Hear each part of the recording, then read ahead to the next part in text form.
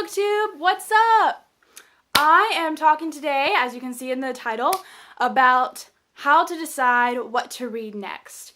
And I'm going to put this into very general topics and tell you how I do it and suggest ways that you can do it when you're trying to figure out what you're going to read next.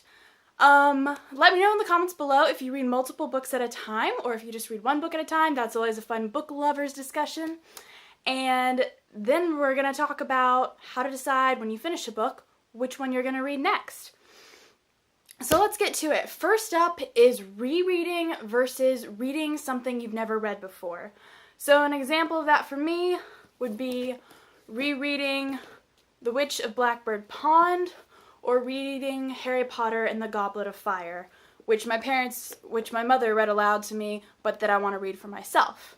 So when I have a choice between these two, I will pick the one that I have never read just because I like to be exposed to new books, and because I've already read this one, it's just not as much of a priority for me.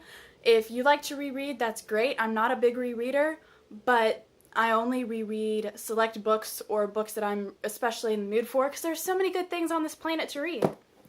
Okay, next up is library books or borrowed books. So when you get books from other places, such as the library and friends, which one do you decide to read next? Let me know.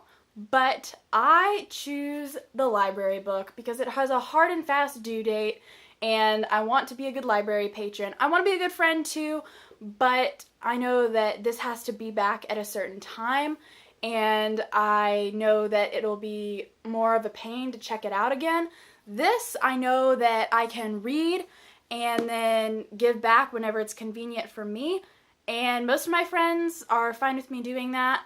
This friend actually has 2 copies of this book, so I'm not worried about getting it back to her at any particular time, but I will get it back to her in the next month or so. Next up, if you borrow a book from the library or a friend versus a book that you own. And for this one, we're going to use A Circle of Quiet, which is a book that I own, and a borrowed book. When I have the choice between these, I will pick the borrowed book because this needs to be returned to someone, and that will just be weighing on my mind. And this one I know I can pick up anytime because it's on my shelf or in my giant stack, and I will get around to it whenever I can and never have to return it to anyone except myself.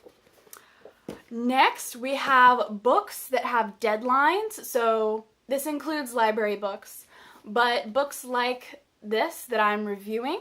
This is The Broken Way by Anne Voskamp, which comes out today, and today is my deadline to finish reading it. And then, well, I have until like November, but I'm reading this right now. And I also am reading this for a due date. This is for an English class that I'm taking, and so both of these have due dates, and obviously the library book.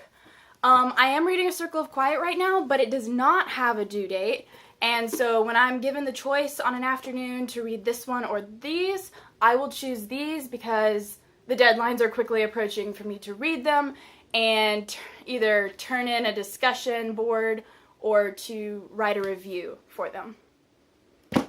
Next, if I'm given the choice between a brand new book, such as The Broken Way, or a book that's been out a long time, like The Witch of Blackbird Pond, or any other classic really, usually if I have these two sitting on my nightstand, I will go for the new one, just because I like to keep up with what is new, but I do love classics too, and so it's fun to be reading a new book and a classic at the same time, but I will usually choose the new book, just because I like keeping up with bloggers who are writing nonfiction books and my favorite fiction authors and what they're releasing.